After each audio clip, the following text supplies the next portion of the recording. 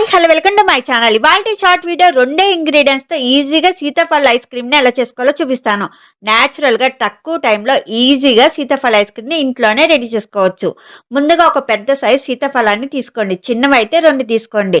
పైన తోలుని ఇలా తీసేయండి. మీరు ఎప్పుడైనా ఇలా మొత్తం తోలు తీసుకుని తిన్నారా? తిని ఉంటే నాకు కామెంట్స్ లో చెప్పండి. భలే ఉంటుంది ఇలా మొత్తం స్కిన్ ని తీసేసి ఒకేసారి తింటే. ఇప్పుడు మొత్తాన్ని ఇలా జాలి గరిటెలోకి యాడ్ చేసుకొని ఇలా స్పూన్‌తో మిక్స్ చేస్తూ ఉంటే ఈజీగా గింజలు సెపరేట్ అయ్యి గుజ్జు మొత్తం కిందకొస్తుంది.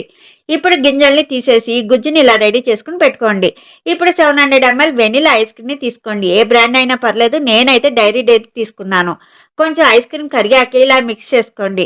ఇప్పుడు సీతాఫల గుజ్జుని కూడా యాడ్ చేసుకొని బాగా మిక్స్ చేసుకొని ఎయిర్ టైట్ బాక్స్‌లోకి యాడ్ చేసుకొని ఫ్రీజర్‌లో 5-6 అవర్స్ పెట్టుకోండి. తర్వాత ఇలా తీసి సర్వ్ చేసుకుంటే మన సీతాఫల ఐస్ క్రీమ్ రెడీ అయినట్టే. పైన కొన్ని సన్నగా కట్ చేసుకున్న పిస్తాని యాడ్ చేసుకుంటే సూపర్ ఉంటుంది.